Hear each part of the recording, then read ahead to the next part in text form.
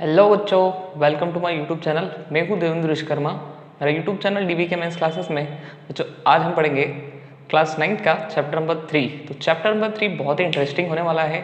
अब चैप्टर 3 में क्या क्या कॉन्सेप्ट आने वाले हैं आपको पूरा लेक्चर पूरा पेशेंस से सब्र के साथ देखना है। तो आइए चैप्टर 3 में क्या क्या होता है पढ़ना शुरू करते हैं। चैप्टर 3 जो हमारा है, सबसे पहले हम देखेंगे उसका नाम क्या है, निर्देशांक ज्यामिति। चैप्टर 3 का नाम क्या है, निर्देशांक ज्यामिति। और इंग्लिश में से हम कहते हैं कोऑर्डिनेट ज्योमेट्री। क्या कहते हैं बच्चों? Coordinate geometry. निर्देशांक ज्यामिति या कोऑर्डिनेट ज्योमेट्री क्या होता है? ये मैथमेटिक्स की एक ब्रांच होती है। आपने अभी तक मैथमेटिक्स की कोई बहुत सारी ब्रांचेस पढ़ी है। जैसे आपने एक मैथमेटिक्स की ब्रांच पढ़ी अलजेब्रा, जिसमें आप अलजेब्रिक इक्वेशंस को सोल्व करते हो। जैसे दो चैप्टर आपने पॉलिनोमियल सोल्व किया, उसमें आपने एक्स और वाई के साथ रिलेटेड अलजेब्रिक इक्वेशंस को सोल्व किया। यदि आप मैथमेटिक्स की किसी और ब्रांच की बात करो, जैसे अरिथमेटिक की बात करते हैं, तो अरिथमेटिक क्या होता है बच्चों? इसमें आप नंबर्स को ऐड करते हो, मल्टीप्लिकेशन करते हो, सब्सट्रैक्ट करते हो, कुछ इस टाइप से होता है। तो ये वर्क आपने किया है मैथमेटिक्स की एक ब्रांच अरिथमेटिक में किया। ठीक है। एक और मैथमेटिक्स की ब्रांच होती है जैसे मेंसुरेशंस। तो मेंसुरेशंस में बेटा आप लोगों ने एरिया और वॉल्यूम इस टाइप से आप लोगों ने उसमें बात की है। यानी कि इस मैथमेटिक्स की ब्रांच में क्या किया जाता है, जो भी सॉलिड्स फिगर्स होते हैं उनके एरिया और वॉल्यूम्स की बात होती है। ठीक है बेटा। तो जो अभी हम जो पढ़ने जा रहे हैं, हमारी इस ब्रांच की बात करें तो हमारी इस ब्रांच का नाम है कोऑर्डिनेट ज्योमेट्री। तो इस टाइप से जैसे ये मैथमेटिक्स की ब्रांचेस है, वैसे ही कोऑर्डिनेट ज्योमेट्री भी एक मैथमेटिक्स की ब्रांच है बेटा। मैथमेटिक्स की ब्रांच कोऑर्डिनेट ज्योमेट्री या निर्देशांक ज्यामिति। तो निर्देशांक ज्यामिति क्या है बच्चों? निर्देशांक ज्यामिति क्या है? निर्देशांक ज्यामिति जो है वो मैथमेटिक्स की एक ब्रांच है, मैथमेटिक्स की गणित की एक ब्रांच है। तो उसमें हम क्या क्या पढ़ेंगे, आइए अब डिटेल से इस चैप्टर में क्या क्या आने वाला है उसको समझते हैं। आज का हमारा जो पहला टॉपिक है वो है कार्टेशियन सिस्टम, कार्तीय पद्धति। कार्टेशियन सिस्टम या कार्तीय पद्धति। कार्तीय पद्धति या कार्टेशियन सिस्टम क्या होता है, आइए इस पर डिटेल बात करते हैं। तो कार्तीय पद्धति या कार्टेशियन सिस्टम जो होता है कुछ इस टाइप से होता है, जिसमें दो एक्सिस होते हैं। एक एक्सिस होता है एक्स एक्सिस और दूसरा एक्सिस होता है वाई एक्सिस। ये होता है एक्स अक्ष, इसको इंग्लिश में बोलते हैं एक्स एक्सिस, एंड जिसको बोलते हैं वाई अक्ष, यानी कि हिंदी में कहेंगे वाई, इंग्लिश में कहेंगे वाई एक्सिस। ठीक है बेटा। ये जो है इसको बोलते हैं हम मूल बिंदु। क्या कहते हैं? मूल बिंदु। हिंदी में कहते हैं मूल बिंदु और इंग्लिश में कहते हैं ओराइजिन। ठीक है। इनिशियल पॉइंट, सेंटर पॉइंट, जिसके कोऑर्डिनेट्स होते हैं 0,0, यानी कि यहाँ पर 0,0 होता है। इसके बाद एक स्केल लेते हैं हम एक एक यूनिट की। ठीक है। एक एक यूनिट मेजर करके स्केल ले लेते हैं। ये होगा 1, ये होगा ये 2, 3, 4, ये होगा 1, 2, 3 एंड 4, इधर इनफाइनाइट तक, इधर इनफाइनाइट तक। और नीचे जो है यहाँ पर लिख देता हूँ मैं, इसको मिटा देता हूँ, मूल बिंदु या ओराइजिन को आप लोग नोट कर लें। तो यहाँ पर आएंगे माइनस, -2, -3, -4। ठीक है बेटा। इधर में माइनस के डिजिट आएंगे, -1, -2, -3, -4, -5। तो ये कार्टेशियन सिस्टम होता है। कार्टेशियन सिस्टम क्या होता है उस पर अपन डिटेल बात करते हैं, इस पर चर्चा करते हैं ये क्या है। अब इस कार्टेशियन सिस्टम की आवश्यकता क्यों हुई और किसने ये कार्टेशियन सिस्टम दिया, उस पर हम बात करते हैं। ठीक है। तो कार्टेशियन सिस्टम जो है वो एक फ्रांस के मैथमेटिशियंस ने दिया है, जिनका नाम है डेस्कार्टिस। जिनका नाम क्या है? डेस्कार्टिस। इंग्लिश में उनका नाम बोलते हैं डेस्कार्टिस, हिंदी में उसे कहते हैं रेने दकार्ते। तो ये फ्रांस के बहुत ही फेमस मैथमेटिशियंस थे, जिन्होंने किसी भी ऑब्जेक्ट की एग्जैक्ट लोकेशन, एग्जैक्ट सिचुएशंस को पता करने के लिए ये सिस्टम दिया था। यानी कि किसी भी वस्तु की स्थिति का निर्धारण करने के लिए जिस सिस्टम का प्रयोग किया, उसी सिस्टम को उन्होंने कार्टेशियन सिस्टम कहा। कार्तीय पद्धति है, उसके जनक है रेने दकार्ते। यानी कि ये कार्तीय पद्धति किसने दी है? रेने डेस्कार्टिस, या डेस्कार्टिस इंग्लिश में बोलेंगे, या फिर रेने दकार्ते। तो ये फ्रांस के बहुत फेमस मैथमेटिशियन हैं। इन्होंने मैथमेटिशियंस में बहुत ज़्यादा इंपॉर्टेंस रोल प्ले किया, इसलिए ये जिस एरिया में रहते हैं उस एरिया का नाम ही इन्हीं के नाम पे रेने डेस्कार्टिस रख दिया गया है। ठीक है। तो अब इसकी क्या आवश्यकता है, इसकी क्या उपयोगिता है, हम उस पर चर्चा करें।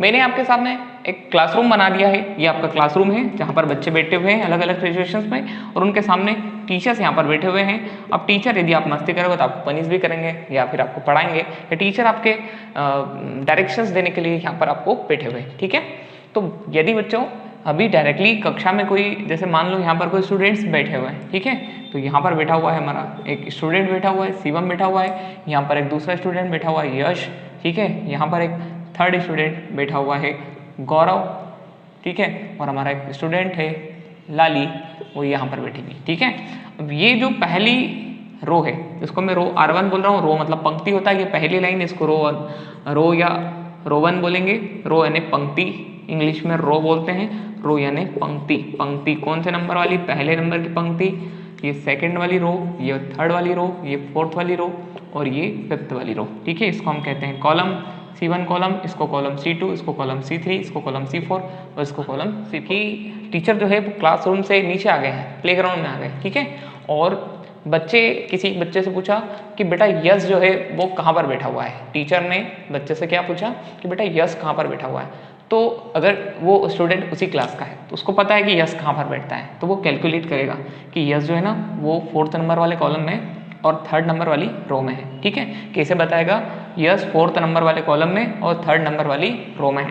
यानी कि यश की एग्जैक्ट सिचुएशंस क्या बताएगा कि यश जो है वो 4th नंबर वाले कॉलम में है और 3rd नंबर वाले रो में है। ठीक है, इसको आप ऐसे भी बोल सकते हो कि 4,3 पोजिशन में, जहाँ पर 4 जो है वो ये शो करेगा कि कौन से कॉलम में है, और 3 जो है वो ये शो करेगा कि ये कौन सी रो में है। बात समझ पा रहे हो?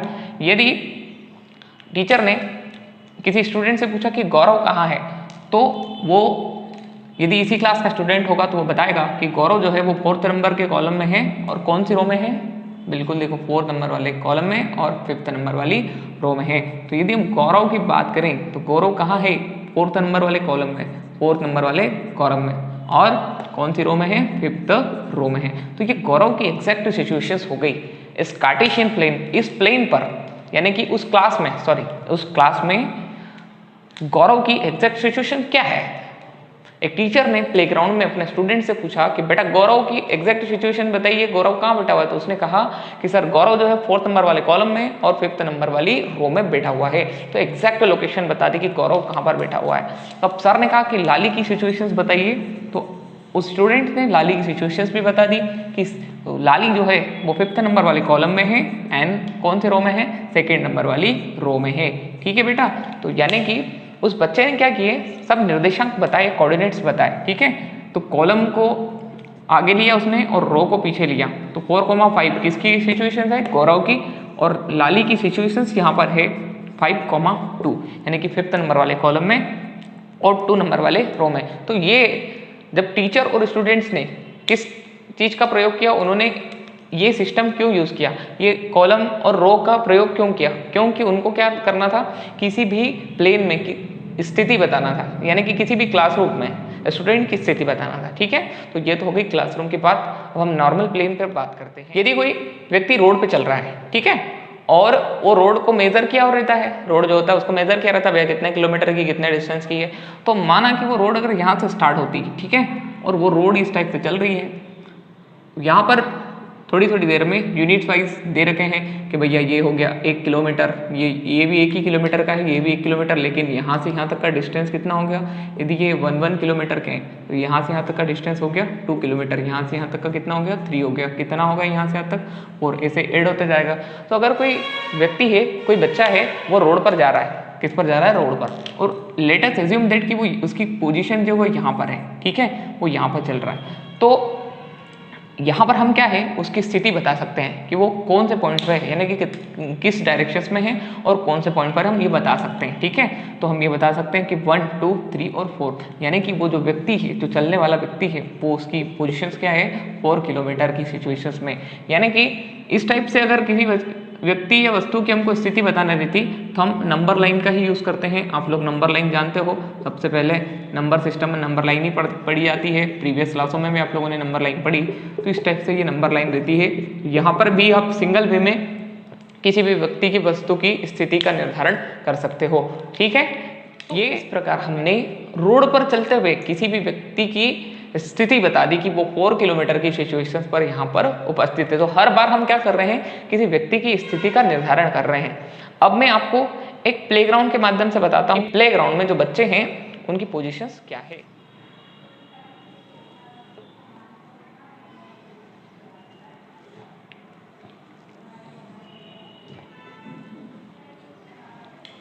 हमने एक प्लेग्राउंड बना लिया है। अब प्लेग्राउंड में कुछ बच्चे खेल रहे हैं, हमारे वही स्टूडेंट ले लेते हैं हम। ये कोई स्टूडेंट गौरव है, ये कोई स्टूडेंट लाली है, ये कोई स्टूडेंट यश है और ये कोई स्टूडेंट है हमारा शिवम। ठीक है, तो ये कोई प्लेग्राउंड में है। तो भैया अब इनकी एक्चुअल स्थिति बताना है, ये ऑब्जेक्ट जहां पर है वो किस स्थिति में है। ठीक है ना, इसको कैसे निर्धारित करेंगे, यानी कि किसी भी व्यक्ति या वस्तु की स्थिति को, किसी भी पर्सन या ऑब्जेक्ट की जो सिचुएशन है, जो लोकेशन है, उसको कैसे आप बता सकते हो, कैसे रिप्रेजेंट कर सकते हो, उसके लिए किस चीज़ की आवश्यकता होगी। तो आइए इसको हम समझते हैं। तो इसके लिए मैंने क्या किया कि ये जो प्लेग्राउंड है इसको मैंने 2 एक्सिस में बांट लिया। इस वाले एक्सिस को मैंने एक्स एक्सिस कहा और इस वाले एक्सिस को मैंने कहा कि ये है वाई एक्सिस। इस पॉइंट को मैंने मान लिया ओराइजिन।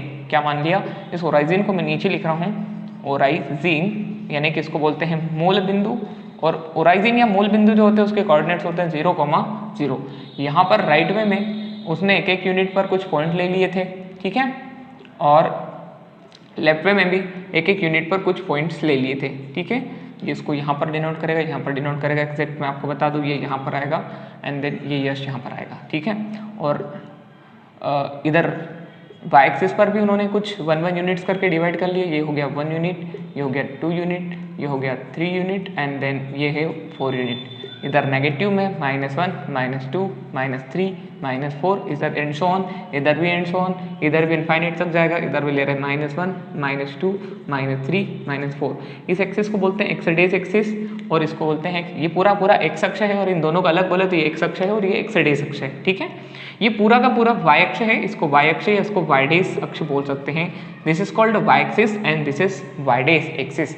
अब हमेशा ध्यान रखना कि इस चीज़ को आप कैसे याद रखोगे, सर पॉजिटिव नंबरिंग किधर आएगी और नेगेटिव नंबरिंग किधर आएगी। तो इसके लिए कथन में मैं आपको बोल रहा हूँ, आपको उस कथन को ध्यान रखना है कि लाइफ में जब भी आप सीधे चलोगे हमेशा ऊंचाई की ओर जाओगे।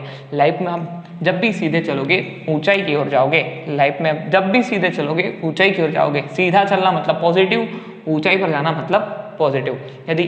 यदि आपने जीवन में उल्टे काम किए, बुरे कर्म किए तो आप हमेशा नीचे गिर जाओगे। तो ये उल्टा नेगेटिव तो हमेशा नीचे भी नेगेटिव। तो इस कथन के माध्यम से आप इनको याद रख सकते हो कि हम कहाँ पर प्लस लेंगे और कहाँ पर माइनस लेंगे। ठीक है बेटा, तो हमने क्या किया, यहाँ पर हमने 4 हिस्से बांट लिए। ठीक है, इस हिस्से को हमने कहा कि प्रथम चतुर्थांश, इंग्लिश में इसको बोलते हैं फर्स्ट क्वाड्रेंट। क्या कहा इसको, फर्स्ट क्वाड्रेंट। और या इसको कहा प्रथम चतुर्थांश। क्या कहा, प्रथम चतुर्थांश या फर्स्ट क्वाड्रेंट। इसको कहा सेकेंड क्वाड्रेंट यानी कि द्वितीय चतुर्थांश। ठीक है, इसको कहा तृतीय चतुर्थांश, थर्ड क्वाड्रेंट्स। और यहाँ पर उसने कहा कि इसको फोर्थ क्वाड्रेंट्स। ठीक है, 4 हिस्सों में बांट लिया, first quadrant, second quadrant, third quadrant and fourth quadrant. ठीक है, तो हिंदी में इसको कहेंगे प्रथम चतुर्थांश, इसको कहेंगे द्वितीय चतुर्थांश, इसको कहेंगे तृतीय चतुर्थांश, इसको कहेंगे चतुर्थ चतुर्थांश।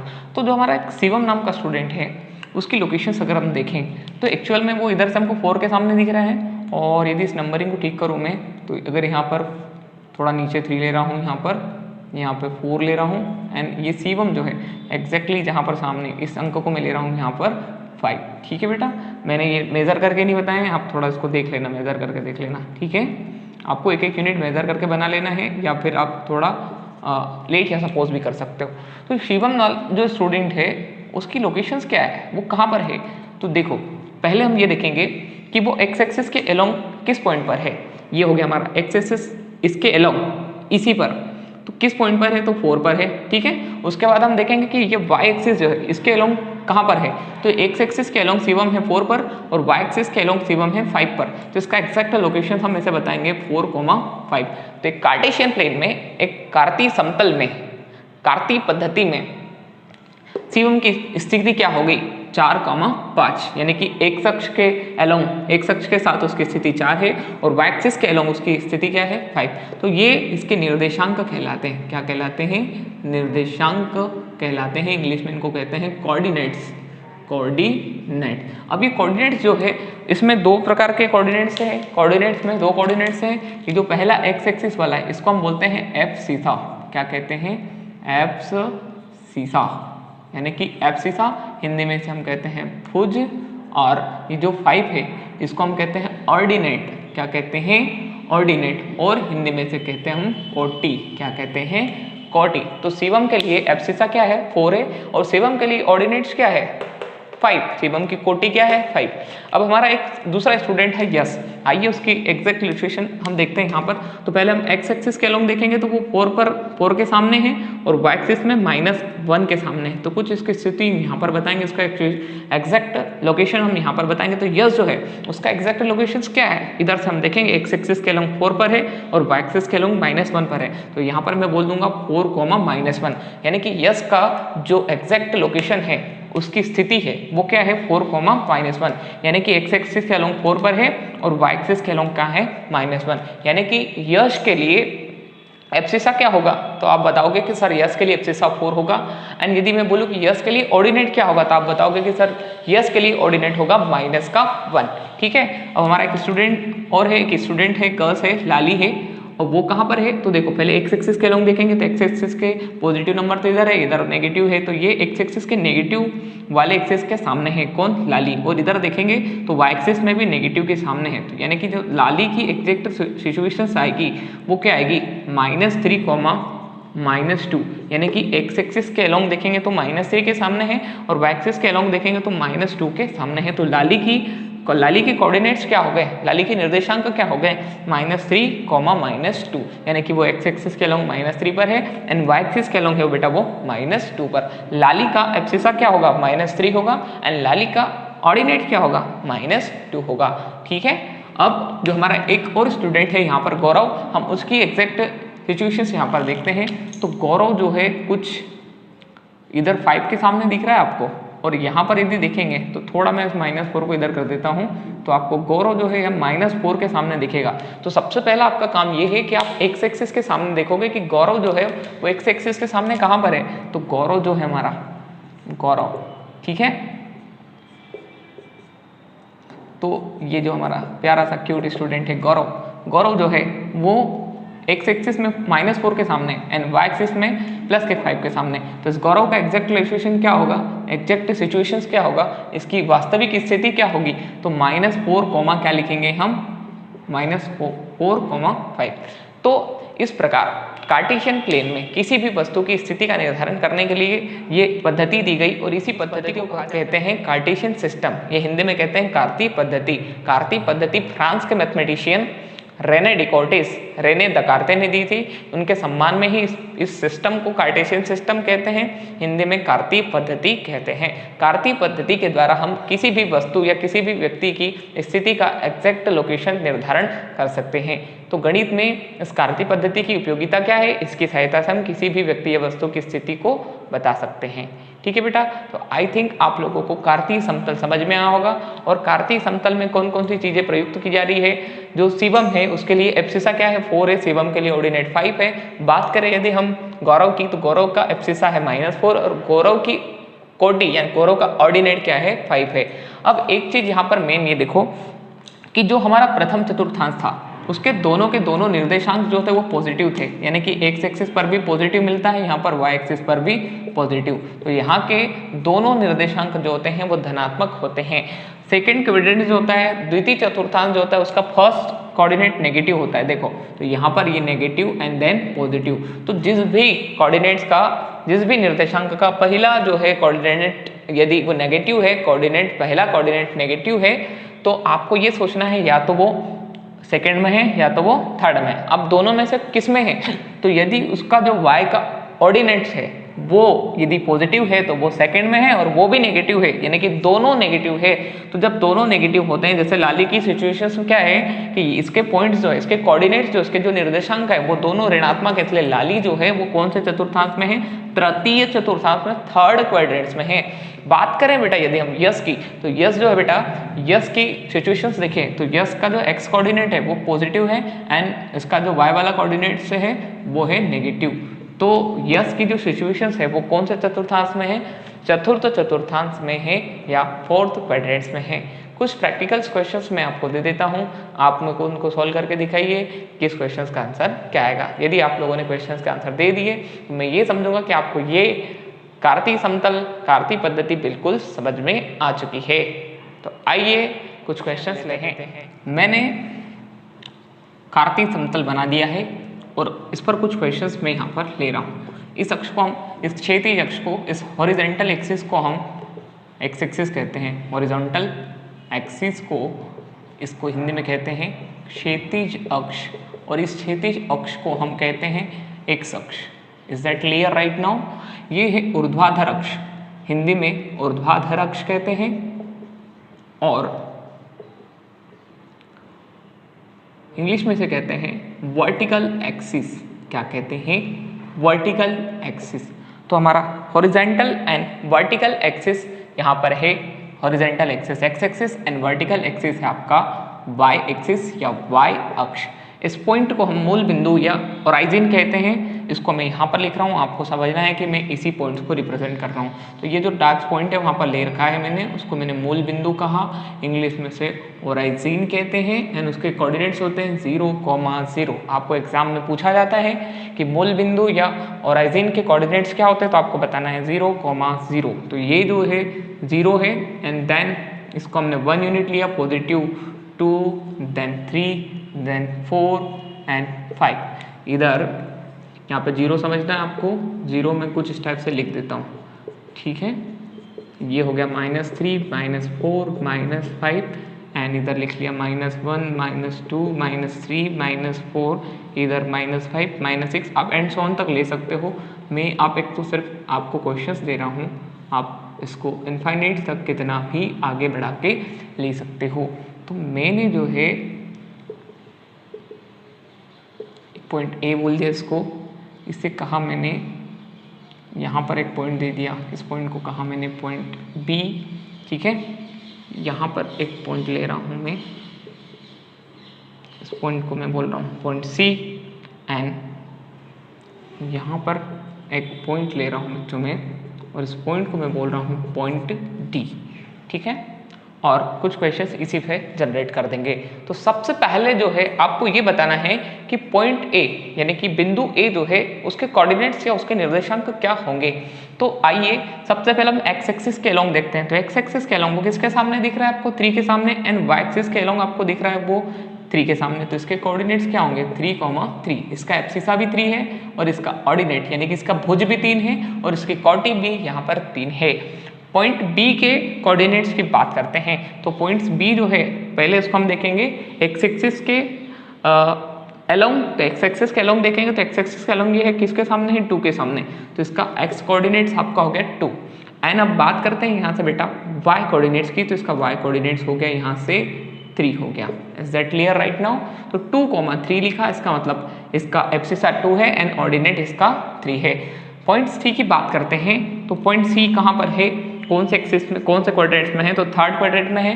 पॉइंट सी हमारा थर्ड क्वाड्रेंट में। इसके निर्देशांक क्या होंगे? -3। पहले एक्स एक्सिस के अलोंग देखो तो -3 एंड फिर वाई एक्सिस के अलोंग। ये आपका वाई डेस एक्सिस या वाई एक्सिस है। तो पहला एक्स एक्सिस के अलोंग क्या होगा? -3 एंड वाई एक्सिस के अलोंग हो जाएगा -4। तो -3, -4 एक्स एक्सिस के अलोंग जो है -3 है एंड वाई एक्सिस के अलोंग क्या है? -4 है। तो इस पॉइंट सी के कोऑर्डिनेट्स है -3, -4। ये है इसका एब्सिसा एंड 4 जो है इसका है ऑर्डिनेट। ठीक है बच्चों, आई थिंक ये आपको समझ आ रहा है। तो यदि आपको ये 3 एग्जाम्पल समझ में आ गए हैं तो ये जो 4th वाला क्वेश्चन दे रखा है मैंने डी, इसके कोऑर्डिनेट्स आपको बताना है। यदि आपको इसका आंसर आ गया तो कमेंट्स में इसका आंसर जरूर दीजिए, मुझे पता चल जाएगा कि किस बच्चे ने जो वीडियो देखा है और उसको ये मैंने जो पढ़ा है कंसेप्ट ये समझ में आ गया है, और उसका आंसर यदि सही होगा तो उसको मैं हार्ट दे दूंगा उसके कमेंट को। ठीक है बेटा, अब कुछ और पॉइंट्स ले रहा हूँ यहाँ से क्रिटिकल, और आपको फिर बताना है कि उसके कोऑर्डिनेट्स क्या क्या होंगे। तो पहले मैं आपको बता देता हूँ। लेट अस अज्यूम दैट कोई पॉइंट है यहाँ पर है, उसका नाम दे दिया मैंने ई। तो अब इस पॉइंट ई के कोऑर्डिनेट्स क्या क्या होंगे ये समझना बहुत महत्वपूर्ण है। तो पॉइंट ई है, पहले वो किस एक्सिस पर है ये ध्यान से देखो। तो पॉइंट ई जो है वो है एक्स एक्सिस पर, एक्स अक्ष पर है। तो जो एक्स अक्ष पर होता है उसका वाई वाला कोऑर्डिनेट होता है 0, तभी वो किसी अक्ष पर होता है एक्स अक्ष पर। तो यदि हम किसी भी बिंदु के किसी भी पॉइंट्स के कोऑर्डिनेट्स या निर्देशांक लिखते हैं तो पहला जो पॉइंट होता है वो एक्स एक्सिस का होता है। तो यहाँ पर कहाँ पर है, 4 पर है, और वाई पर तो है ही नहीं, वाई के लिए आगे कुछ नहीं गया, कुछ नहीं गया यानी 0। तो जो एक्स अक्ष पर है उसका वाई निर्देशांक 0 होता है। ध्यान से समझे, जो भी पॉइंट एक्स एक्सिस पर है उपस्थित यानी एक्स अक्ष पर ही बना हुआ है, तो यदि एक्स अक्ष पर बना हुआ है तो उसका वाई वाला कोऑर्डिनेट्स 0 होगा। वैसे ही सेम यदि कोई पॉइंट यहाँ पर है और उसका नाम है कैपिटल एच, तो आप बता सकते हैं क्या कि कैपिटल एच के कोऑर्डिनेट्स क्या होंगे बच्चन का? Yes sir 5,0। Yes sir 5,0। तो ऐसा नहीं है। क्यों बेटा? ध्यान से समझे, पहले ये जो पॉइंट है इसको आपको एक्स एक्सिस के अलोंग देखना पड़ेगा। तो ये पॉइंट तो कहाँ पर स्थित है? वाई एक्सिस पर है। ये एक्स एक्सिस के अलोंग कुछ भी नहीं, ना इसके सामने ना इसके सामने, ना इधर इधर किसी के सामने नहीं है। किसके सामने है? 0 के ही सामने है। तो जो वाई एक्सिस पर है उसका पहला यानी कि एक्स कोऑर्डिनेट जो आएगा वो क्या आएगा? 0 आएगा। और फिर सेकंड हम एक्स कोऑर्डिनेट हो चुका है 0, वाई कोऑर्डिनेट देखेंगे तो कहाँ पर है? 5 पर है। तो इसका कोऑर्डिनेट्स इसके क्या क्या होंगे? इसके निर्देशांक क्या होंगे? 0,5। तो बच्चों इसका जो पहला कोऑर्डिनेट्स है वो है 0, ठीक है, और दूसरा कोऑर्डिनेट्स क्या है? 5। जो y अक्ष पर उपस्थित होता है उसका x निर्देशांक 0 होता है, जो x अक्ष पर उपस्थित होता है उसका y निर्देशांक 0 होता है। तो ये बहुत ही सिंपल से क्वेश्चन है, और चैप्टर 3 बहुत इजी क्वेश्चन है, और एमपी बोर्ड वालों को 4 मार्क्स में क्वेश्चन आता है इसमें से, और एमसीक्यूज भी 2 इसमें से आ जाते हैं। तो बहुत बच्चों के लिए हेल्पफुल होता है, बहुत इजी चैप्टर है, और बस इसी टाइप से इसमें क्वेश्चंस आते हैं। इससे ज़्यादा क्वेश्चन क्या घुमा के पूछेगा? आपसे पूछ लेगा कि -3,2 किस चतुर्थांश में स्थित है। तो आपको ये देखना है कि पहला नेगेटिव है दूसरा पॉजिटिव, तो ऐसा कब कौन से चतुर्थांश में होता है? ऐसा होता है द्वितीय चतुर्थांश में। यदि मैं कोई पॉइंट यहाँ पर ले लूँ, मैंने ये पॉइंट यहाँ पर ले लिया, इसका नाम दे दिया मैंने अल्फा, तो इस अल्फा पॉइंट के कोऑर्डिनेट्स क्या होंगे? अल्फा एक्स एक्सिस के सामने -5 पर है और वाई एक्सिस के सामने है लगभग अप्रोक्स 6 मान लो, तो ये है 6 के सामने। ठीक है बेटा, थोड़ा 6 को मैं नीचे ले लेता हूँ। तो आप यहाँ पर देख रहे हो कि पहले माइनस आ रहा है देन प्लस आ रहा है। तो पहले माइनस हो देन प्लस हो तो वो कौन सा चतुर्थांश में स्थित होता है? द्वितीय चतुर्थांश में स्थित होता है। इससे ज्यादा घुमा के क्वेश्चन आपसे क्या पूछेंगे? आपसे मान लो किसी ने पूछ लिया कि 2,1 किस चतुर्थांश में होगा, तो आपको ये ध्यान रखना है कि यदि दोनों निर्देशांक धनात्मक होते हैं तो ऐसा सिर्फ प्रथम चतुर्थांश में होता है। तो ये पॉइंट किस चतुर्थांश में स्थित है? प्रथम चतुर्थांश में स्थित है। यदि हम बात करें बेटा थर्ड क्वाड्रेंट की या तृतीय चतुर्थांश की, तो मैं एक पॉइंट ले लेता हूँ यहाँ पर, कौन से? जैसे आपको दिख ही रहा है पॉइंट सी जो है वो किस चतुर्थांश में? तृतीय चतुर्थांश में। अब तृतीय चतुर्थांश में कैसे मैप कर रहा है, कैसे वहां पर एक है? तो उसके दोनों निर्देशांक ऋणात्मक है। तो आपको एक आइडेंटिटी रखना है, एक पहचान रखना है। दोनों पॉजिटिव प्रथम चतुर्थांश में, दोनों नेगेटिव थर्ड क्वाड्रेंट में, तृतीय चतुर्थांश में। पहला नेगेटिव दूसरा पॉजिटिव सेकंड क्वाड्रेंट में है, पहला पॉजिटिव दूसरा नेगेटिव चतुर्थ चतुर्थांश में। ठीक है बच्चों, तो यदि आपको ये कंसेप्ट समझ आ गया तो मैं कुछ पॉइंट्स लिख रहा हूँ, आपको उसके आंसर देना है। तो पहला तो एक पॉइंट ये है, डी इसका आंसर देना है। एक पॉइंट मैं लिख रहा हूँ, आपको आंसर देते समय पहले बताना है कि आप किसका आंसर दे रहे हो। तो मैं आंसर मांग रहा हूँ, एक पॉइंट में नया बना रहा हूँ यहाँ से, यदि मैंने डी का यूज़ नहीं किया हो। तो पॉइंट डी जो है -3,2 आपको ये बताना है कि किस चतुर्थांश में है। पॉइंट एस जो है आपको ये बताना है कि ये किस चतुर्थांश में है। ठीक है, एंड आपको एक्स है पॉइंट, वो है कैपिटल एक्स, कोई मैं जेड पॉइंट ले लेता हूँ। पॉइंट जेड है वो उसके कोऑर्डिनेट्स में ले रहा हूँ बेटा 2,3। तो आपको ये बताना है कि जो पॉइंट डी है किस चतुर्थांश में है, पॉइंट एस किस चतुर्थांश में है, और पॉइंट जेड किस चतुर्थांश में है। तो यदि आपको ये पूरे कंसेप्ट, पूरा वीडियो लेक्चर इंट्रोडक्शन का समझ आया हो तो आपको इनके आंसर जरूर आ जाएंगे। तो यदि आपको इनके आंसर आते हैं तो कमेंट में जरूर दें। बच्चों यदि आपको ये वीडियो समझ आया हो तो सबसे पहले इस वीडियो को लाइक करो और हमारे YouTube channel TVK maths classes को सब्सक्राइब करो। पढ़ते रहो। All the best.